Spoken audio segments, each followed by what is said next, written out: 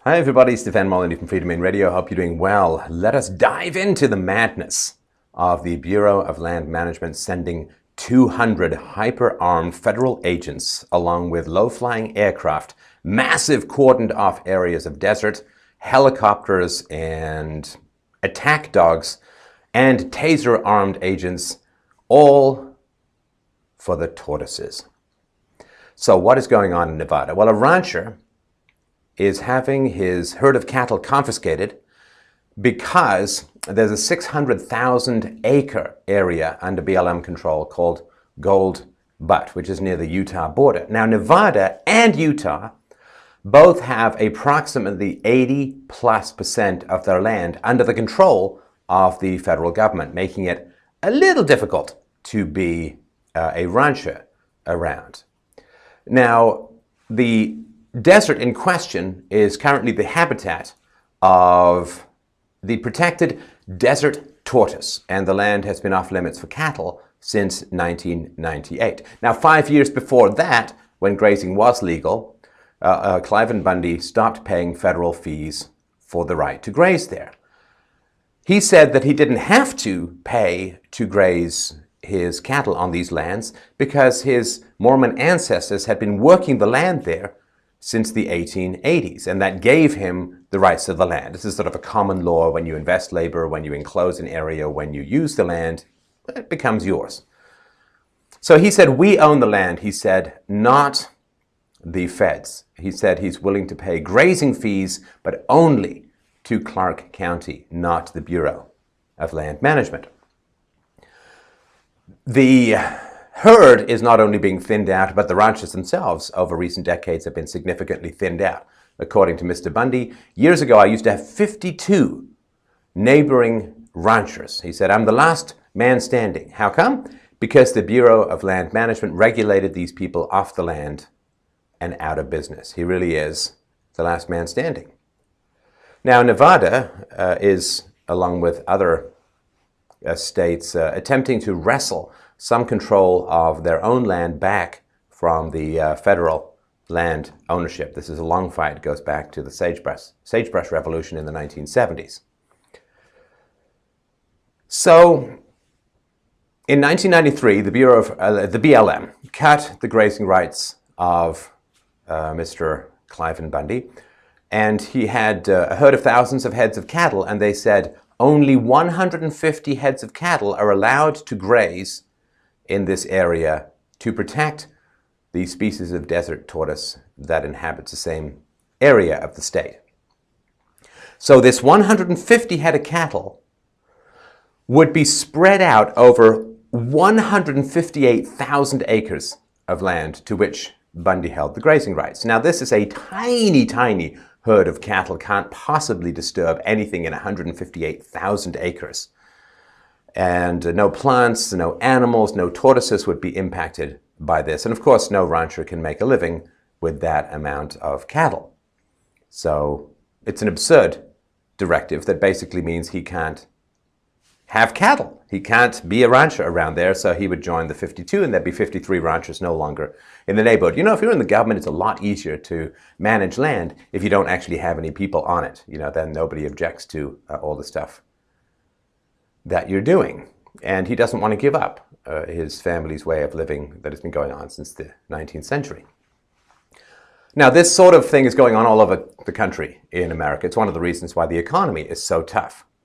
The entire timber industry of Oregon was destroyed in the late 1980s in order to protect, and I say this in quotes, protect a subspecies of spotted owl. During the Carter administration in the late 1970s, the Tennessee Valley Authority was forced to modify or abandon billions of dollars in projects to protect the snail darter.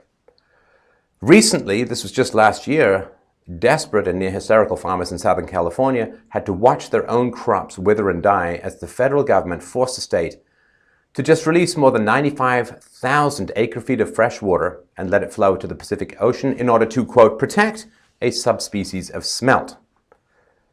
Now, am I just being snarky putting the word protect in quotes? I am not. The ESA, which is designed to protect the Endangered Species Act, designed to protect these species, has a success rate in actually protecting the species that it tries to protect of a little over 1%. So billions and billions of dollars of economic activity is destroyed, tens of thousands of jobs are destroyed for a success rate of a little over 1%. But that would be the government for you now, wouldn't it? Here's the irony. This is all supposed to be to protect a tortoise, which the government is currently actively destroying and killing. So throughout the housing boom in the 2000s, the Bureau earned enough to fund something called the Desert Tortoise Conservation Center, DTCC. Aren't you glad that you know that now? And this was in southern Las Vegas. So this was a habitat created to house these wild desert tortoises that were removed from the paths of developers, and they were going to breed them and use them to recover the species. And it had an operating budget of about $1 million a year, which is quite a lot for 1,400 tortoises.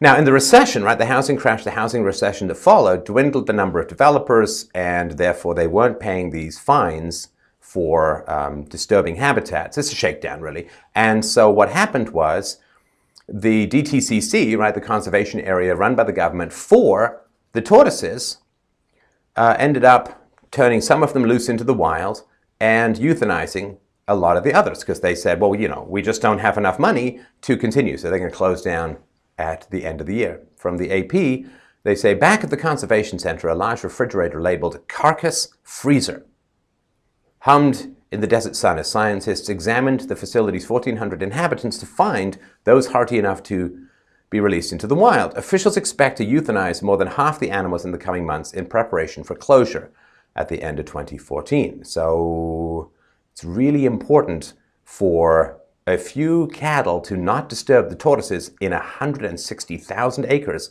but the government will euthanize 700 to 800 of these critters, even though they're endangered. So this is the kind of madness that you have when you get massive government power involved in complex ecosystem questions. So for more than 2 decades, right, this is what the BLM says. For more than 2 decades, cattle have been grazed illegally on public lands in northeast Clark County. This is a statement released by the BLM. BLM and the National Park Services have made repeated attempts to resolve the matter administratively and judicially. Impoundment of cattle illegally grazing on public lands is an option of last resort. See, this is what the government calls an attempt to resolve the matter administratively and judicially, which is, give us all your cattle, which we will sell to pay the fines we imposed upon you to save a tortoise that we're currently murdering ourselves, or we will shoot your family. This is called a resolution of a dispute on the part of the government. I guess it's the same way that a bully in the schoolyard resolves your dispute over your lunch money by punching you in the face until you hand it over. Oh, look, a resolution. BLM said in a statement the 2 judges ordered Bundy to remove his cattle from Gold Butte. The Center for Biological Diversity, an environmental group, said the federal action was long overdue. So a spokesman for this Center for Biological Diversity said, despite having no legal right to do so, cattle from Bundy's ranch have continued to graze throughout the Gold Butte area, competing with tortoises for food. What idiot thinks that cows and tortoises compete for food? Hindering the ability of plants to recover from extensive wildfires, trampling rare plants, damaging ancient American Indian cultural sites, and threatening the safety of recreationists. Oh yes, those dangerous cows, just hunting and cornering and ripping apart people who are out for a picnic. And of course, it's really important to know that government and quasi-governmental agencies, after a couple of 100 years of screwing Native Americans 6 ways from Sunday, are now very concerned about land issues and Native American sites. So this is all complete madness, as you can imagine. So the Bundy herd of cattle at last count stood at a little over 1,000. And again, to spread this out over 160,000 acres is not going to disturb any turtles. And in fact, the cows are very helpful to the turtles on 2 levels. One, of course, they eat a lot of the foliage, and a lot of that, of course, is higher than the turtles can reach. They're kind of low-down kind of creatures, of course. And as a result, it's less of a tinderbox. Like, it is a desert, it's very dry, and one thing that's quite common on government lands is massive and horrifying wildfires, because they don't allow small fires to burn, and also they don't allow grazing animals to strip some of the undergrowth, so that when there is a fire, it's just like a supernova. I mean, you might as well just set off a bomb in the woods or in the desert. So they're going to thin out the foliage, resulting in fewer fires. And cows, as you may know if you've spent any time on a farm, basically empty out all of their 4 stomachs and produce pretty much, it seems like, more than the weight of a cow every day in cow manure, which is actually very helpful for the tortoises. And tortoises can eat the cacti, the wildflowers, herbs that cattle don't eat, and of course the recycled nutrients of the cows themselves. So it's not exactly an antagonistic ecosystem that they're talking about. The BLM released a statement on its website saying, cattle have been in trespass on public lands in southern Nevada for more than 2 decades. This is unfair to the thousands of other ranchers who graze livestock in compliance with federal laws and regulations throughout the West. The Bureau of Land Management and the National Park Service have made repeated efforts to resolve this matter administratively and judicially. So you see, the fact that the government basically just used that Windows Paint program fill feature to go, boink, we own all this land. We own 80% of Utah and Nevada. Boink, it's ours. Why? Stroke of a pen. We don't have to enclose it. We don't have to work it. We don't have to build anything on it. We don't have to plant anything on it. We don't have to graze. We've got the magic marker of public ownership. So we just make it ours. And suddenly you're trespassing on land that you and your family have worked for 150 years straight. Now, the idea that this guy not wanting to pay artificial fees for unowned land that is merely claimed by a bunch of idiots in Washington, that this is unfair to everyone else, it's like, hey man, if you're not going to pay the mafia, that is unfair to all of the other shopkeepers in this neighborhood who pay the mafia. Well, madness. So, federal government has shut down a scenic area about half the size of the state of Delaware to round up 900 cattle, it says, are trespassing on government land, which basically means unowned land, a piece of paper, a map, a fill program, and a coercive shakedown. Now, they're killing all of these tortoises because they're closing down this tortoise center, which costs $1 million a year to run. Now, they're spending $3 million to round up all these cattle, which would keep these tortoises alive for another couple of years. And again, this is just it's got nothing to do with anything productive. Now, the situation where there's a real tinderbox, right? So you've got all of these hyper-militarized federal agents swarming all over this land. Cliven Bundy's son, Dave Bundy, 37, was arrested recently. Members of the Bundy family had gathered to film and take pictures of the removal of their cattle in an effort to document the event. According to reports, Dave Bundy was taking pictures and recording on his iPad when he was asked by federal employees what he was doing.